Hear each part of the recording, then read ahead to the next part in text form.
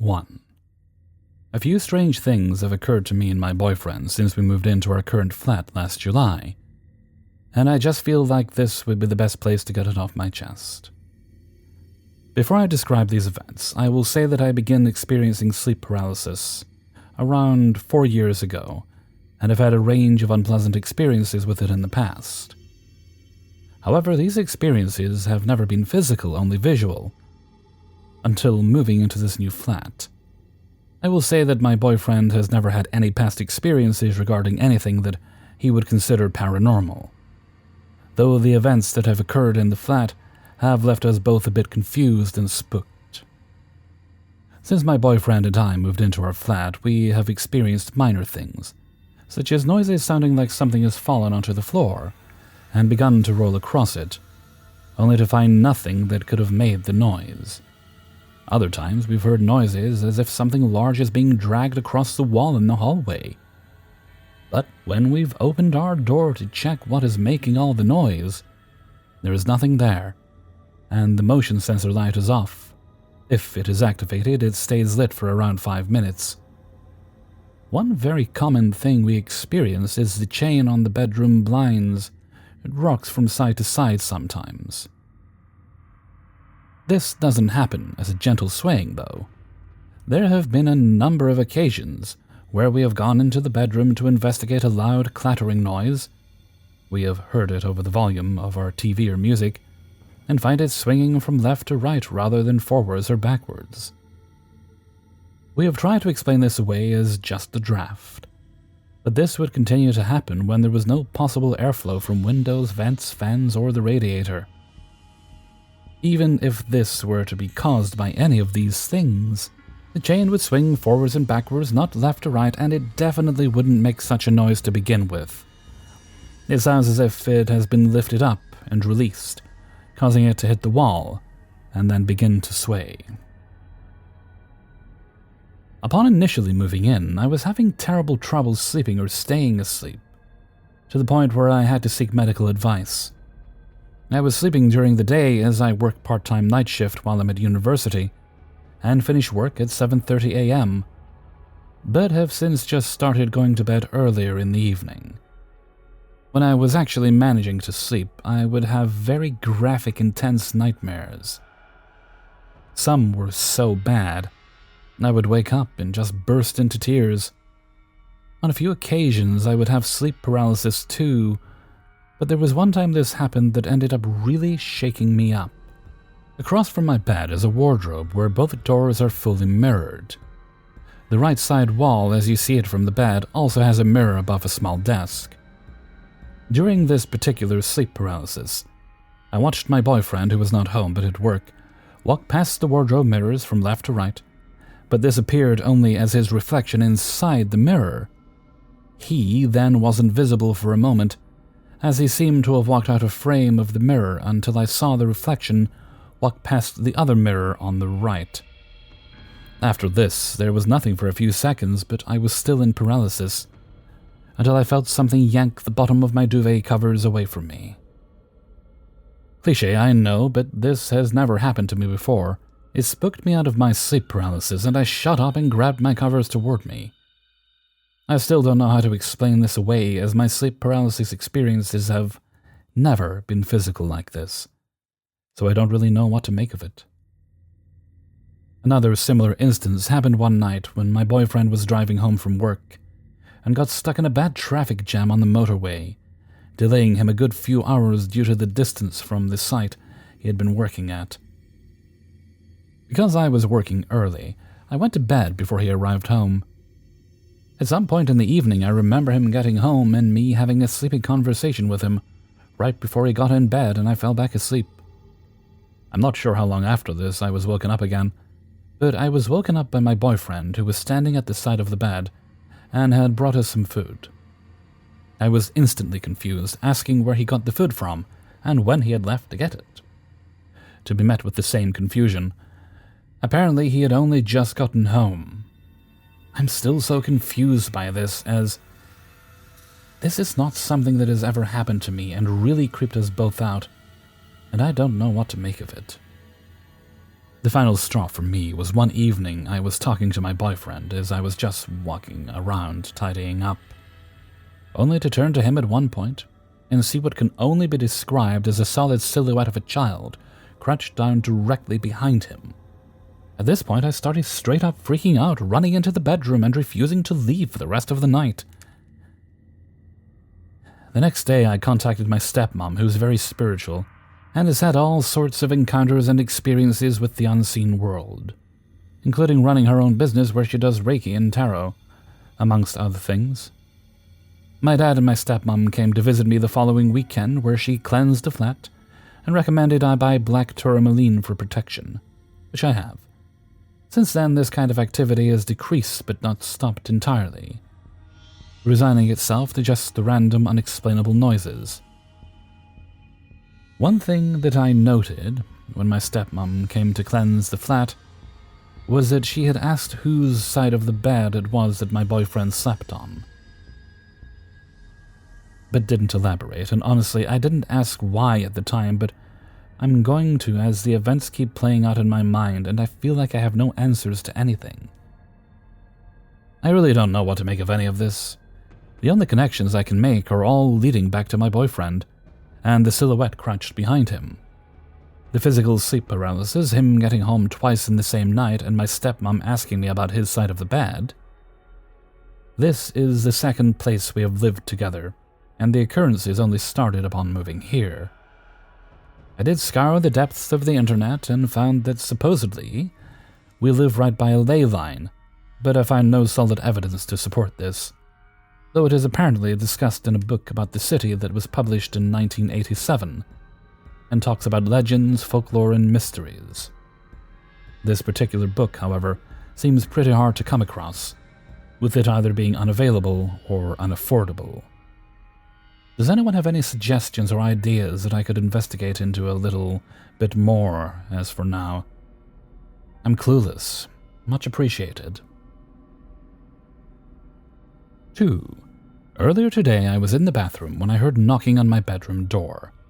I shared the room with my roommate who was at work, and I shared the apartment with 2 other friends who were in their room. I heard the knock again, and I yelled from the bathroom, "Yeah?" The door opened and banged loudly. I heard hurried shuffling, then the door closed. During that time, I called out who it was and my roommate's name, but there was no response. This was about 5 seconds. I then heard the front door close loudly. This was very strange because whoever it was should have been able to hear me clearly. I opened my phone to check my roommate's location. He was still at work. It took me about 30 seconds to leave the bathroom. I went over to my other roommates who were in their room. As I passed, I observed that the front door was locked, which could be locked on the way out. Their door was closed. I locked it and went in.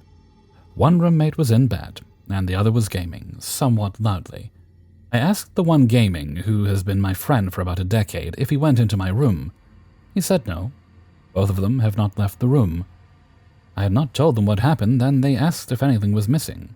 I'm observant, and I did not notice anything missing, especially given the time frame of 5 seconds.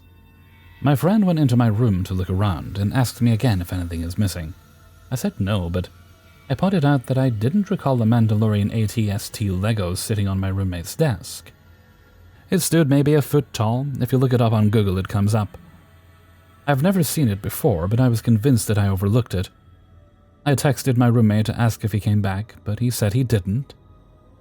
I told him I'd tell him why, I asked when he comes back from work. As a joke, we went to Denny's for about an hour. I went over it with them, and we concluded that I just heard the apartment above us. I described it to them as someone rushing to get something because they were late for work. I was okay with this explanation, that everything I heard in the bathroom was the apartment above us. I've heard knocks before, but I was pretty sure it was the neighboring apartment. However, when we got back, my friend decided to be funny and take the AT-ST Lego to see if my roommate would notice it was gone. I took a nap in my room. I woke up to my roommate coming back about 3 hours after the incident. He was sat at his desk, but he didn't seem to notice a foot-tall Lego was gone. I told him, "Aren't you missing a certain Lego?" and he said no.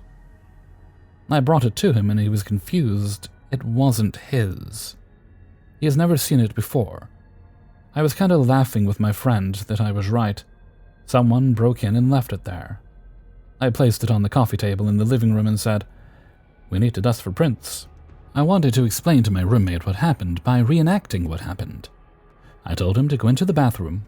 I made the noises I heard quickly. It was about 15 seconds worth of reenacting. This reenactment included me being in the living room and near the front, which I'm 50% certain was locked. After 15 seconds, I spoke to my roommate some more for about 10 seconds. We went to the living room and the Lego was gone. During this time, it was just me, the roommate that came back, and my friend for a decade who was in the middle of a game of League of Legends. The other roommate was in class. I told my friend, and he didn't believe me that it was gone. I let him check our room, and it's not anywhere. I looked all over the coffee table. It didn't fall anywhere. It's 1 foot tall. Where could it have gone? I believed my friend when he said he didn't take it back. I looked in his room anyway. Besides, I was basically in the living room the entire time. I would have heard him get up or the front door open if it was someone coming to take it. It's just gone. To give perspective, the Lego was on the coffee table for no more than 1 minute. I have never been a person to believe in the paranormal, but this one is too hard to refute. There is absolutely no way this happens. I believe in my roommates, and logically, it couldn't have been them. I want to ask if this is paranormal, but what could do this? I have little knowledge in the paranormal, but I don't recall ghosts being able to do this so easily. We have had no prior paranormal activities, but previous tenants of our room have said they thought it was haunted. 3. I lived in my childhood home from when I was a baby until 13. My family is very religious, and as a child, I was taught that when you die, you either go to heaven or hell, and that's it. I was never told about anything supernatural, so in a lot of these moments, I had no idea what I was experiencing. It wasn't until I was older that I understood. Also, because I was so young for some of these, or I didn't understand in the moment, I only remember some details. Last story is probably the scariest, and I tear up every time I talk about it. I wanted to do this in chronological order, but I honestly can't remember which of these happened first. So I'll kind of combine them because they involve the same entity. In elementary school, I walked home from school every day since it was only about a 15-minute walk. The house next door to us was abandoned for quite a few years after the last neighbors moved out, and I walked past it every day, pretty frequently. I would see this girl in the top floor window, and she would look about the same age as me, maybe a little older. Curly, dirty blonde hair, pink bow in her hair, wearing a pink and white frilly dress. I never really thought much about her and just went home. There was one time, though, that made me really confused. I was with my sister in her room, playing with Barbies. She had a shuttered window in her room that faced the backyard. We were playing, and I'm really not sure why, but I had the strongest feeling that I needed to open the window, so I did. The girl was in our backyard, standing in front of the slide. I wasn't scared and was just staring at her. She continued to stand there, and I'm not sure how long we were looking at each other, but she eventually began to fade away. The best way I can describe it is like when you stare at a light bulb and look away. You can still see the outline. It was kind of like that until she was just gone. It sounds stupid now, because if I saw that now, I would freak out. But after she was gone, I just kept playing with my sister like nothing happened. I would see this girl pretty often, but she never scared me. This next one is short, but it was the middle of the night and I was asleep. I was maybe 5 or 6. I was suddenly woken up to a hard punch in the stomach. After recovering and calming down, I went to my parents' room and they told me it was nerves, so I believed them. I absolutely hated my parents' room. The feeling of energy in there was so heavy and dark. The feeling of panic would wash over me every time I was in there. On multiple occasions, I would see things in there, walking to and from my room. The scariest entity I ever saw was standing to the right of their bed. It had skin that looked like tar, and it was taller than the ceiling, so it had to bend to fit the room. I don't remember if it had a face. I eventually stopped looking in their room entirely.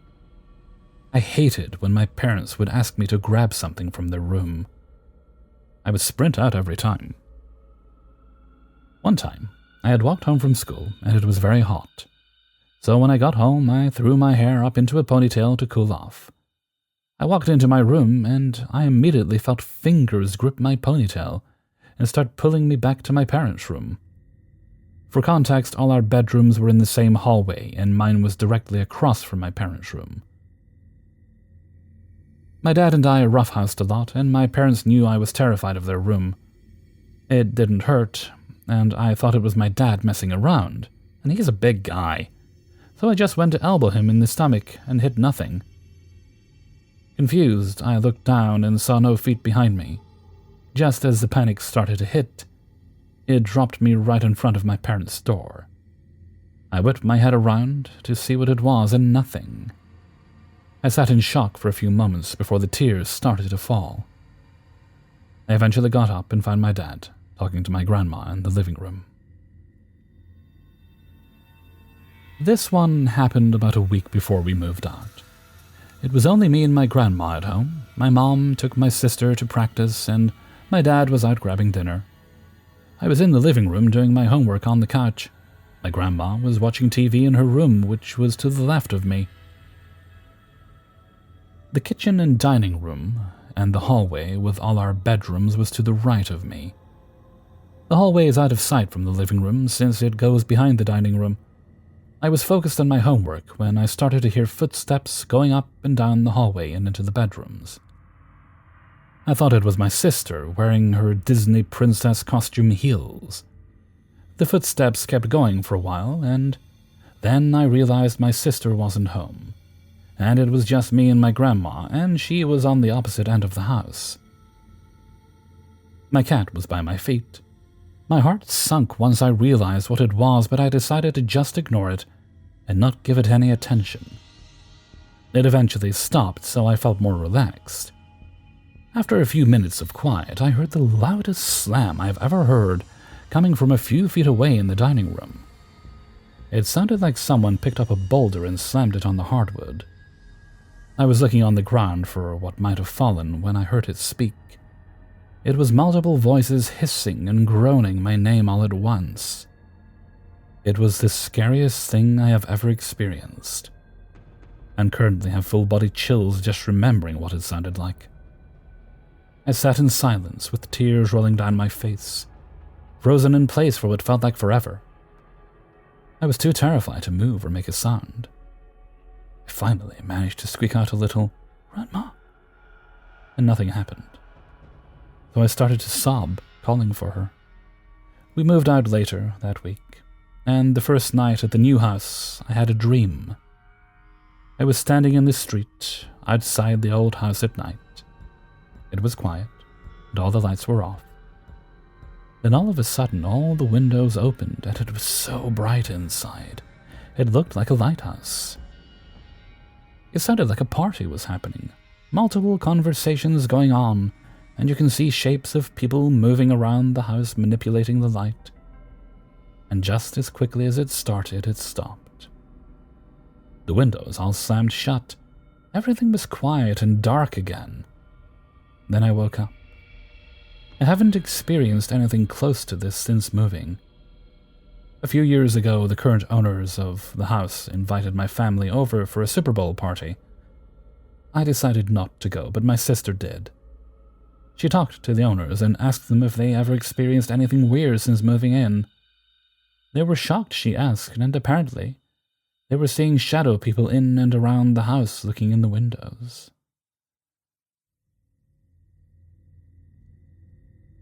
Four. I've been wanting to tell this story to people so bad, and now I can.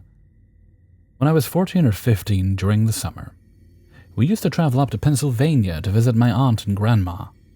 It was usually my mom, myself, and sometimes one of my sisters that would go with us. My brother and other sister would stay with my dad at home. We usually only stayed there for a week or two. Where my aunt lived, it was country. Like the closest neighbor was a good ways away. When I was up there, I would hang out with my older cousin who was 17. They lived near a huge, abandoned, run-down building. You could see from my aunt's house. It had a huge amount of land. My cousin says it was a mental hospital, but my aunt says it was a hotel but shut down. I've tried looking it up, but no info on the building. I remember this night very well. My cousin had a girlfriend. The girlfriend had a younger sister I was interested in.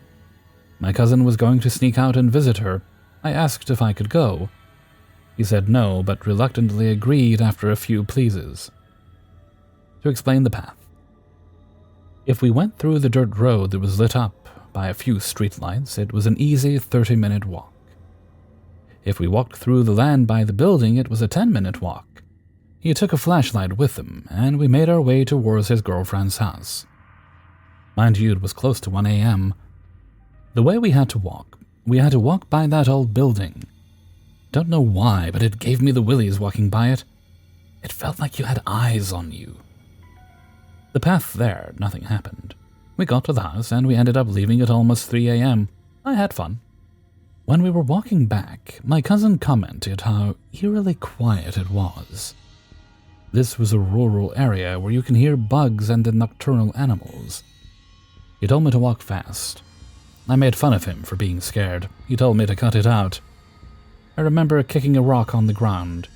We were probably 100 feet away from the building, when he palms my chest in a stopping motion. I look at him, and he has a shushing motion, and points forward. His face said it all. I've never seen him like that. He was not an easy person to frighten.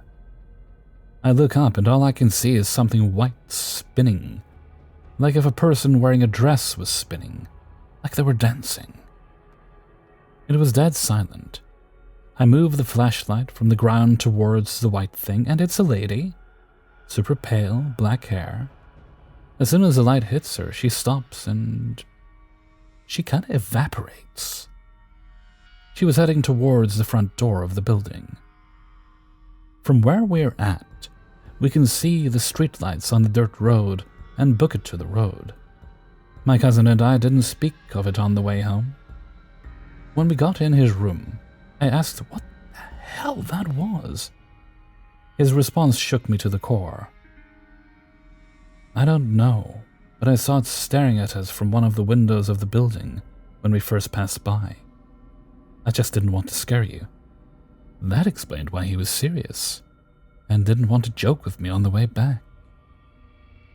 Let me know what you think. 5. Do you believe in the paranormal? Whenever people ask me that question, all I can think about is this 2-part story that I love to tell, because I find it to be just downright unexplainable.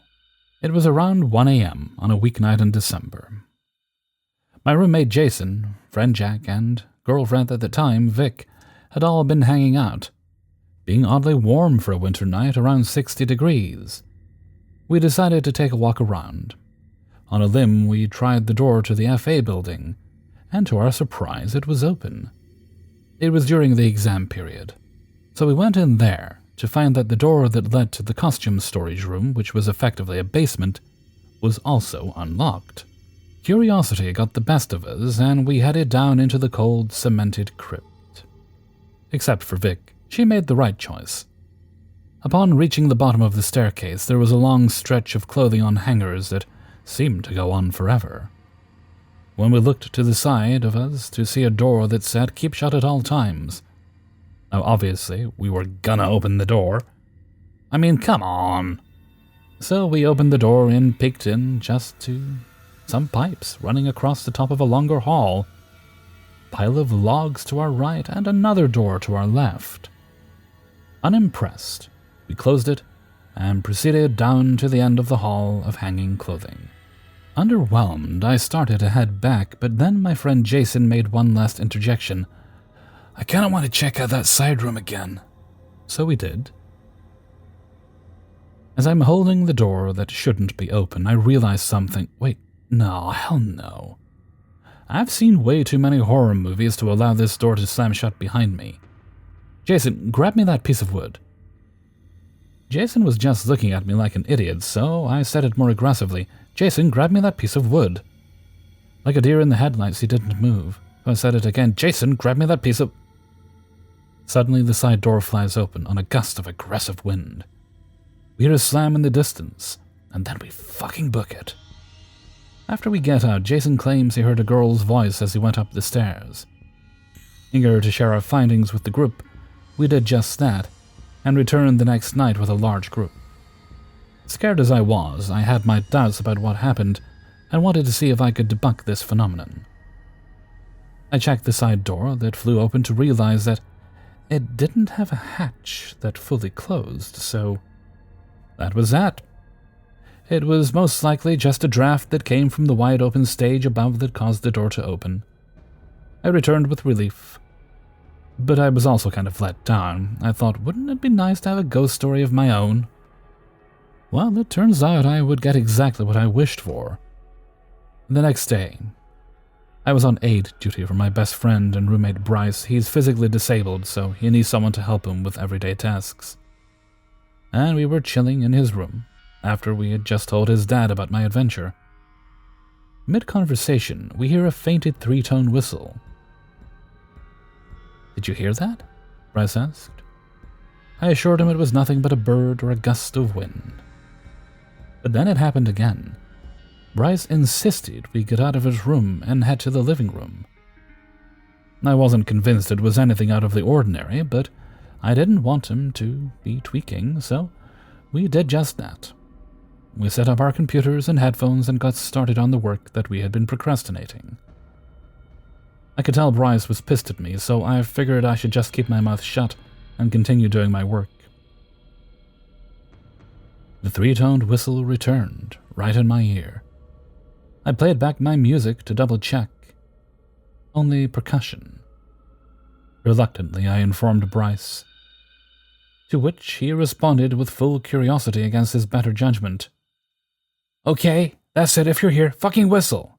3, 2, 1. The three-toned whistle returned as if it was in the room with us. We booked it out of the dorm to the lobby.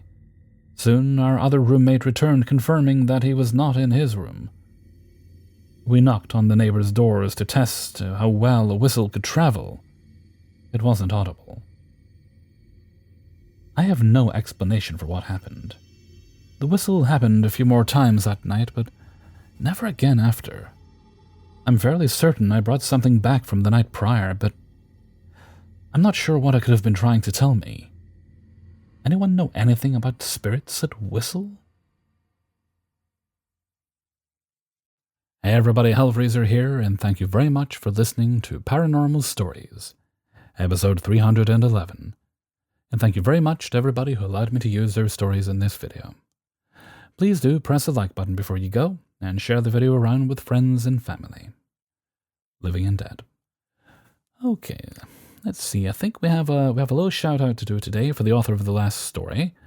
I'm going to shout out their YouTube channel, which is Crash Content. I will link to that next to story number 5 in the description. They make short films, and very well made they are too, I must say. So pop along, have a look if you have a minute. Okay, and we also have a birthday shout out to give today. And today's shout out goes to Nicole. Nicole comes from Canada, and they are turning 50 on the 26th, that's a Sunday, and we wish them a very happy birthday. And they're also actually watching me as I record this. Hi, Nikki! And they know the rules by now. They know that if you're going to be having a birthday in this community, you must celebrate for the whole month. But given that it's at the end of the month, you should probably take March as well, just to be sure you've gotten maximum birthday satisfaction. All the cake, all the snacks, and maybe some soda pop and some adult soda pops. You know the kind. But before I go, I'd like to sing Happy Birthday. Happy birthday to you. Happy birthday to you. Happy birthday, dear Nicole. Happy birthday to you. Alrighty. And before we go, let's head right along to Hellfreezer's question of the day.